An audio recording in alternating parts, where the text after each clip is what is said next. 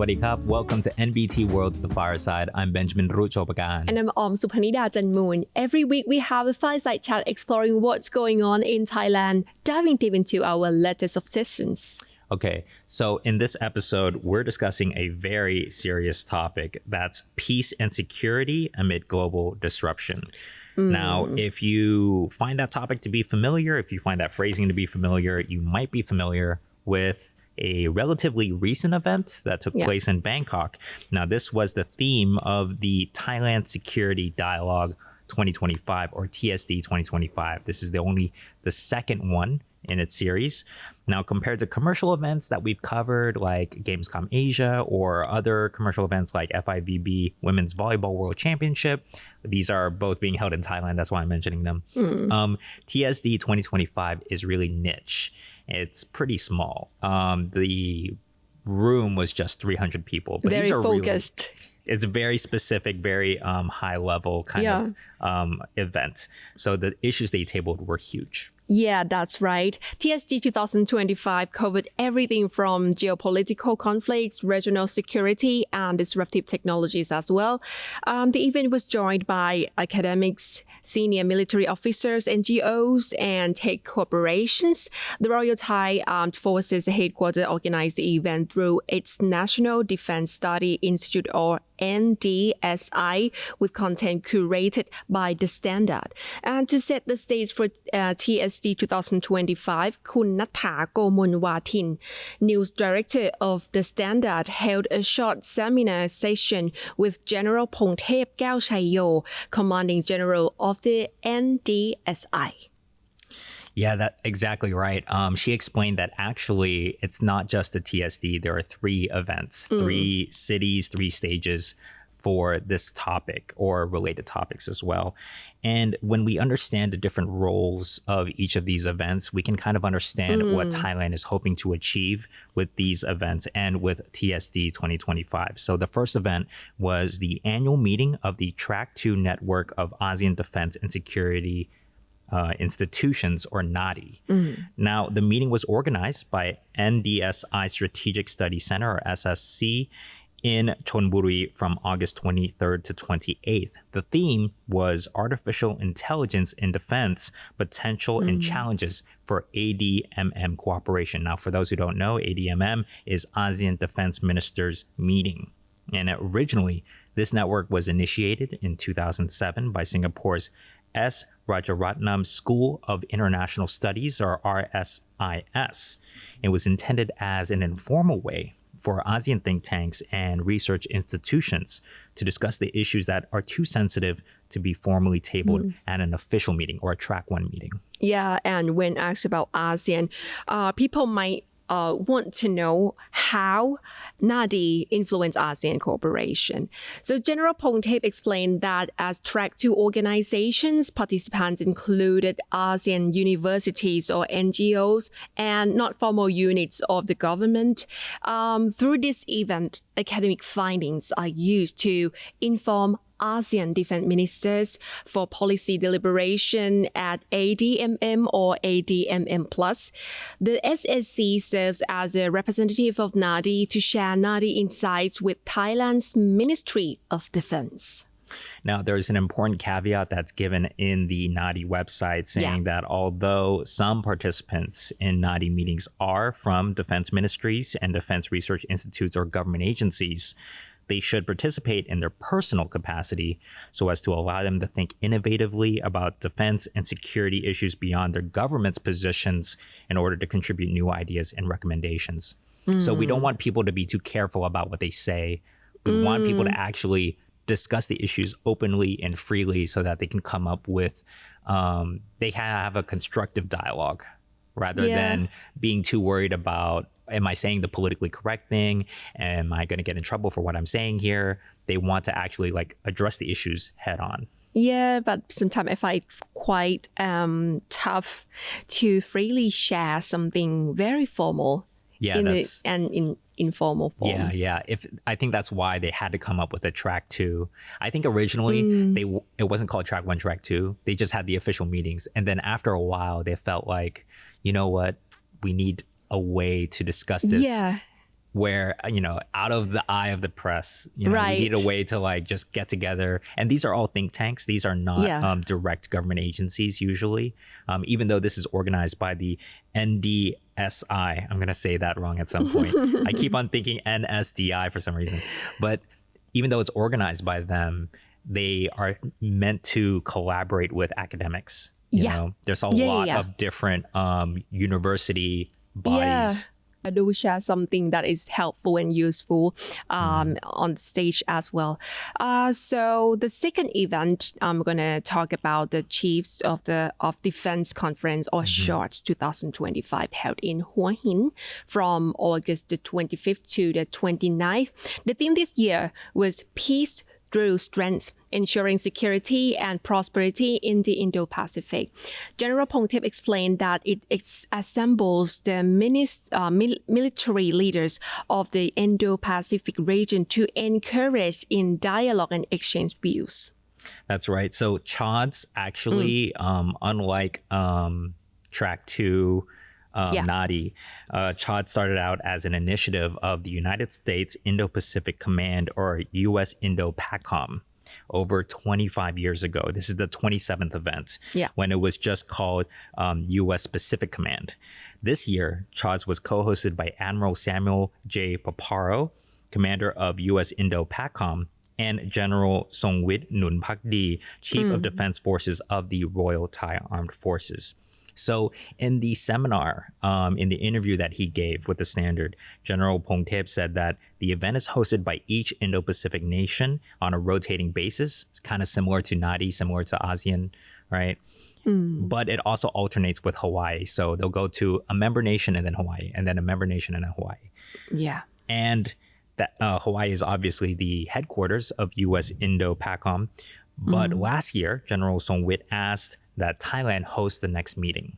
So he put his hat into the ring. And according to General Pongtep, Thailand wants to demonstrate that it can actually be a leader in this kind of space, in the security and defense space, and that it can bring all these nations and military commanders together in the region. We have talked about NADI, we have talked about SHORTS.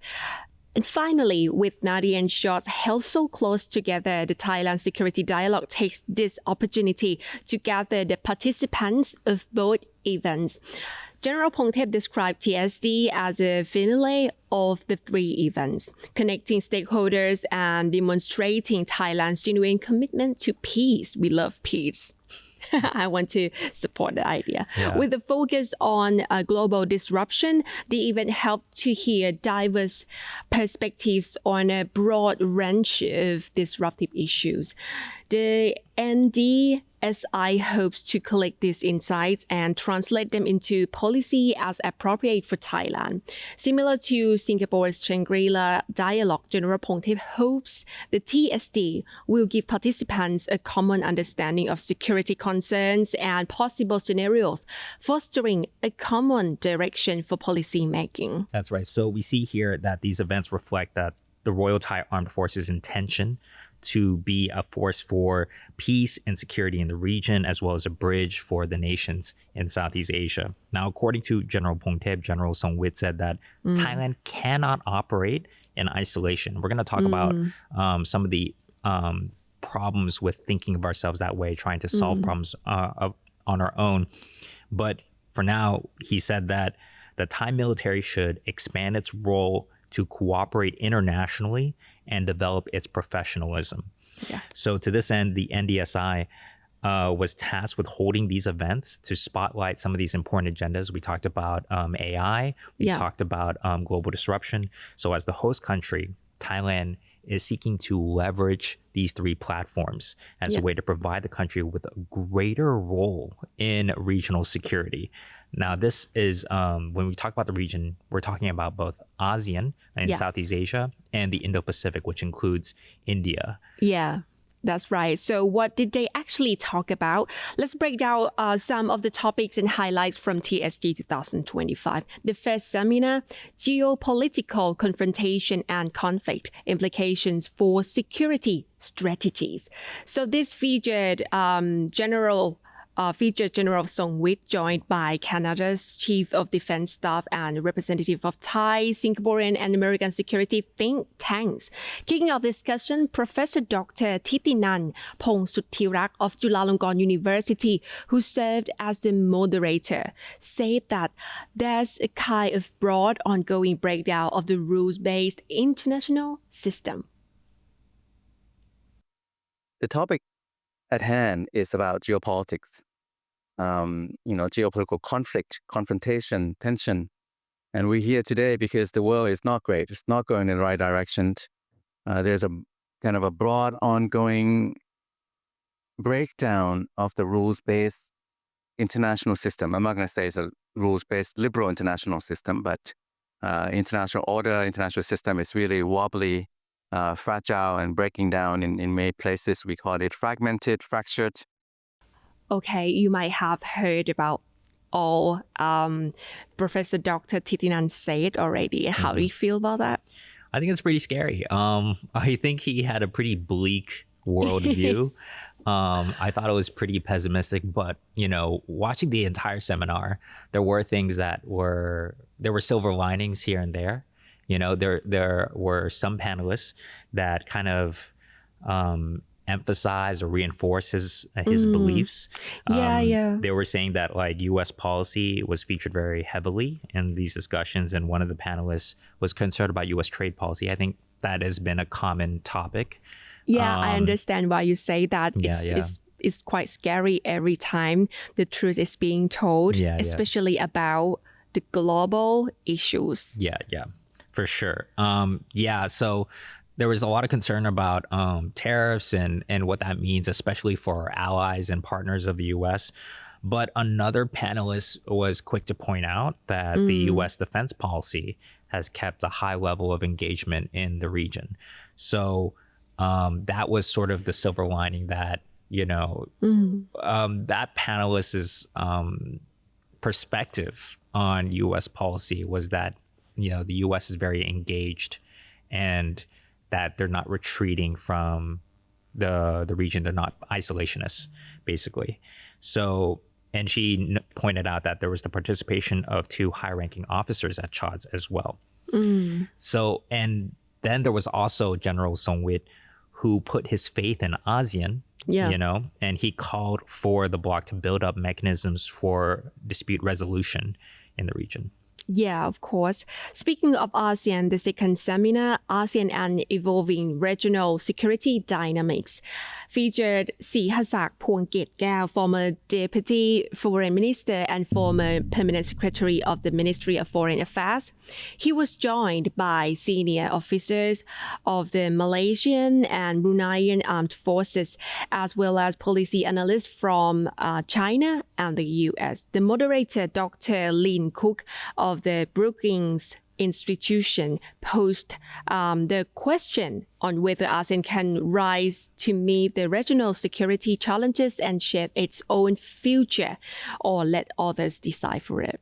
That's exactly right. And she and another panelist pointed out that there's a series of internal and external security issues in Southeast Asia that have threatened to undermine ASEAN unity. There's border conflicts, there's civil unrest and territorial disputes. So the general consensus was that now more than ever, it's important for ASEAN to strengthen its unity and act with clarity to assert its interests in the region. CSIC underlined the importance of the Indo-Pacific region to the New World Order and challenged some of the tenets of the ASEAN way. Let's take a look. So what we see is that the old world order conceived after World War II is giving way to a new world order, and we're not sure what that new world order is. But I think one thing is that what happens in this region, in the Indo-Pacific region, will determine the shape and content of the new world order. So my proposition is that now the world has changed, and has ASEAN changed? That was a very frank assessment by Kun Siasak with what we're dealing with here in ASEAN. I really liked that he had a clear-eyed view of Yeah. the issues and what he appreciates about ASEAN, having worked in ASEAN affairs for so long. And the final session of the day was towards the new security and peace paradigm, regional and global cooperation. This session was led by Colonel Chris Worley, Director of Strategic Plans and the U.S. Indo-PACOM, joined by security experts and journalists. The discussion explored emerging non-traditional threats beyond the military domain, including climate change, pandemics, cyber warfare, economic coercion, and also the resource scarcity. Colonel took the opportunity to emphasize the scale of the Indo-Pacific and also jurisdiction of U.S. Indo-PACOM. We characterize the Indo-Pacific at Indo-Pacific Command as a very important and integral part of the globe. As you all know, it's a global engine. It's just not a region. It encompasses 65% of the world's oceans, 25% of its landmass, generates approximately 60% of global domestic product, and derives 2/3 of global economic growth. It also is home to 5 of the world's 8 nuclear powers and 7 of the 10 largest militaries. Its strategic importance cannot be overstated. And as Admiral Paparo likes to say, Indo-Pacific Command's responsibilities span from Bollywood to Hollywood and from polar bears to penguins. Just last week, General Songwit and my boss, Admiral Paparo, met with leaders from 29 nations at the 27th Indo-Pacific Chiefs of Defense Conference at the beautiful beach town of Hua Hin.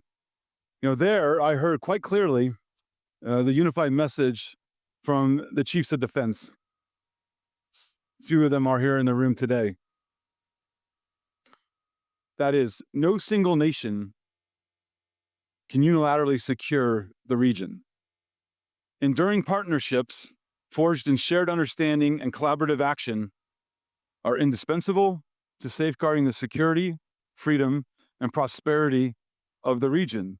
And our combined efforts increase regional stability with tempo and effect.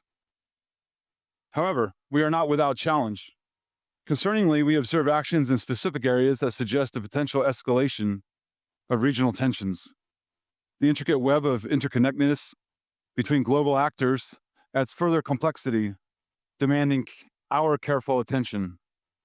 Moreover, we stand at a technological inflection point. Rapid advancements in autonomous systems, artificial intelligence, quantum, additive manufacturing, hypersonics, and big data processing are reshaping this region and our world, presenting both unprecedented opportunities and potential threats to regional stability. And these technologies are changing the very nature of conflict. Yeah, I just like the part where he talks about polar bears and penguins. I think that's I think it really rolls off the tongue. Polar bears and penguins. Sounds cute, but yeah, Bollywood to Hollywood. I loved all that. Colonel Worley and a fellow panelist made the argument that maybe instead of thinking of new mechanisms, they should re-examine the existing ones and see how they can be improved, how to actually enforce them. Maybe the enforcement is lacking, and employ them more effectively. So there's so much more to cover from the event. There's like I think 3 more seminars, but we really only have time for one more. And the one that I really want to get to was from day 2. The first session was Transnational Crime and its Impact on Regional Security from Illicit Drugs and Arms Trafficking. So this is something that I think that we can all I think it's closer to home for the common person. Illegal drugs, scam centers, these are things that we kind of intuitively understand.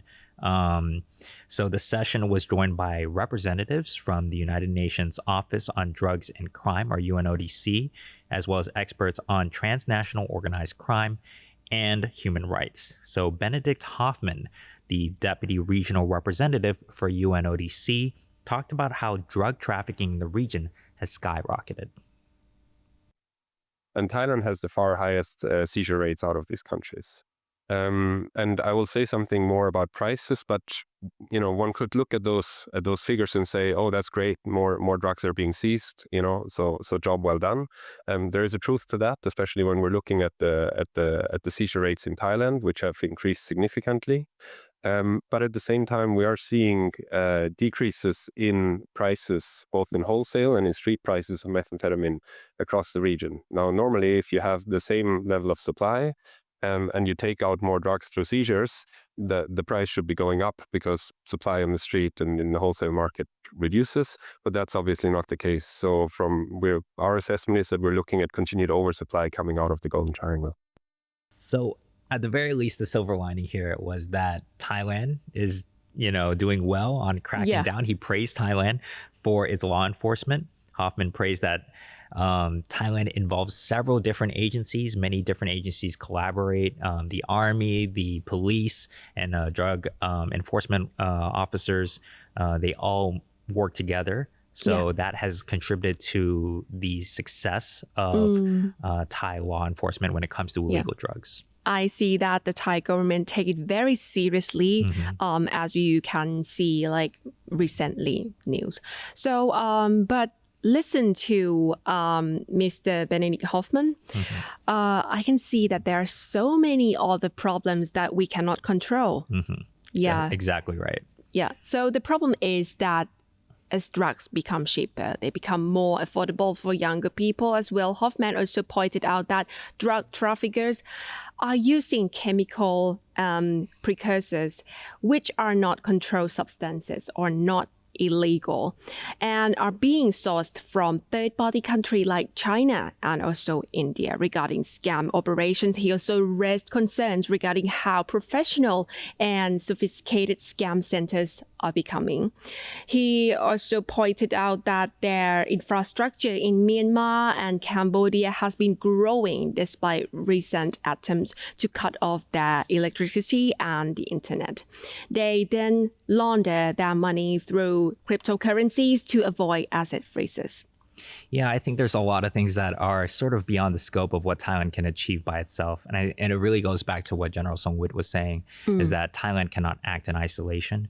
The Thai armed forces cannot really, tackle all these issues on its own. So it's good that they are holding these kinds of forums in Thailand and to show Thai leadership in these spaces and to create the platform for people to come together.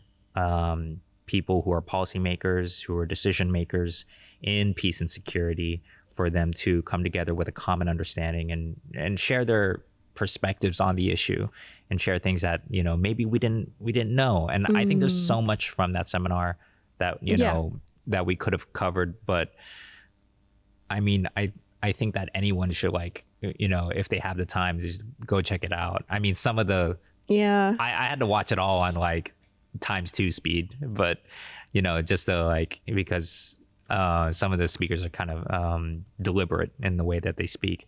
But I think that it covers a lots of different issues, and there's a lots of different things that the region has to deal with that are not and that we've never dealt with before. I don't think that we've been used to, for the last 80 or so years, post-Cold War or post-World War II, we've been used to a period of relative peace.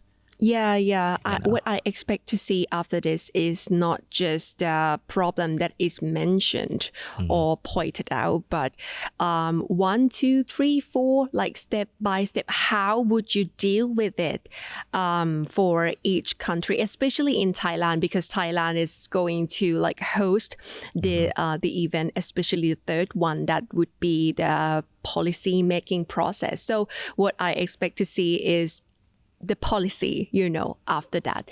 And it's good to see that there are so many experts and academics who point out what the problem is in the end, using the reports and studies in order to raise this up. So they have the report and statistics, and we can see the real problem is there, and how many sub problem, how do you say that, sub items. Well, yeah, I think I get what you're saying. We can see all the all the issues themselves Yeah. and then the causes Right. where they, where they originate. Not just we have like cybercrime, not just we have drug issue, but how we have that. We also have like online scammers. We have like third party that might be the source country for providing drugs. This is an example that I'm talking about. It's not just, wow, we have so many problems. We should do anything to tackle this together. But it's very in detail. It's very good to include the experts to come here and mention about it and talk about it like deeply. Yeah. Absolutely. I think that it really shows that Thailand isn't just shying away from the problems and pretending like they don't exist. Yeah. I think it shows that, Thailand is facing the issue head on. And we are trying to solve the actual problems, not just trying to save face all the time, you know. So yeah, I think that gives me some hope, at least, that we can see some regional collaboration, that we can see some momentum moving in a positive direction. Because I think the first step, at the very least, the first step is acknowledging that the problem exists. What about you? What do you expect to see after this, after all the discussion and events? Well, I think it's very motivating that Thailand has a security dialogue. I was very surprised to find that it was only the second one, So I think that I would like to see a lot more leadership from Thailand in terms of regional security. Yeah. I would like to, I think, there are some obvious success cases in terms of border enforcement where we've tackled scam centers, where we've tackled illegal drugs. So I would like to see a little bit more momentum and regional collaboration with that. I think that one country's success can become the starting point, become the ignition for success in the region. I mean, that's my hope anyways. Yeah. So from the international stage, from the international discussion, which leads to the action plan, I think that it could happen. It could happen, and it's hopeful, like you say. So there were so many more amazing conversations at TSD 2025. If you want to watch the live stream, you can see them in full on the National Defense Studies Institute Facebook page. Let us know in the comments section of NBT World's online channels if you want the Fireside to cover more serious issues like we did this week. You can find us on YouTube, Instagram, Facebook, and Spotify. Thank you so much for watching, and we'll see you all next time. Bye.